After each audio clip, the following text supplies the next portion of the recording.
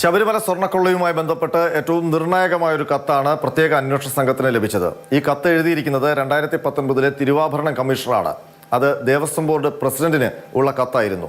ആ കത്തിൽ പറയുന്ന വിവരങ്ങൾ കേരളത്തിലെ ഭക്തരെ ഞെട്ടിപ്പിക്കുന്നതാണ്.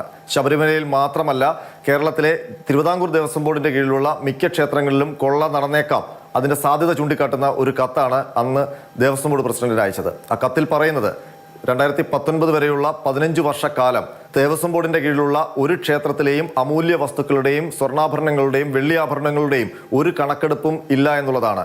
മാത്രമല്ല, ഈ അമൂല്യ ഉരുപ്പടികളുടെ ഒരു വിവരവും രേഖപ്പെടുത്തിയിട്ടില്ലെന്നുമാണ് RG രാധാകൃഷ്ണൻ എഴുതിയിരിക്കുന്ന ഈ കത്തിൽ പറയുന്നത്. തിരുവാഭരണം സംരക്ഷണ നിയമവുമായി ബന്ധപ്പെട്ട് ഒരു നടപടികളും ഈ ക്ഷേത്രങ്ങളിൽ നടത്തിയിട്ടില്ല.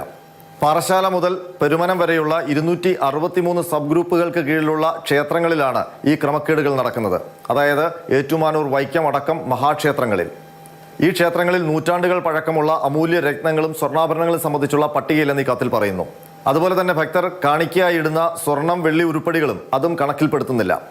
പക്ഷേ ഈ കത്ത് SIT സംശയത്തോടെയാണ് വീക്ഷിക്കുന്നത്. കാരണം ഈ കത്ത് എഴുതിയിരിക്കുന്നത് ഇപ്പോൾ സ്വർണ്ണക്കൊള്ള കേസുമായി ബന്ധപ്പെട്ട് പ്രതി ചേർക്കപ്പെട്ടിരിക്കുന്ന ഉദ്യോഗസ്ഥനാണ്. അതും ദ്വാരപാലക പാളികൾ ഉണ്ണികൃഷ്ണൻ പോറ്റിയുടെ കൈവശം ഇരിക്കുമ്പോഴാണ് ഈ കത്തെഴുതുന്നത്.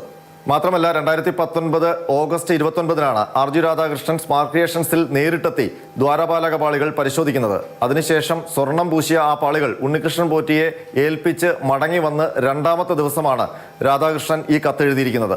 അതുകൊണ്ട് തന്നെയാണ് SIT ഇത് സംശയത്തോടെ നോക്കിക്കാണുന്നത്. ഏതായാലും അതീവ ഗൗരവത്തോടെയാണ് SIT ഈ കത്തിടപാടിനെ കാണുന്നത്. മാത്രമല്ല, ഒരു പക്ഷേ കള്ളം മറയ്ക്കാനുള്ള ഒരു തന്ത്രമായിരുന്നോ ഈ കത്തെന്നും SIT സംശയിക്കുന്നുണ്ട്.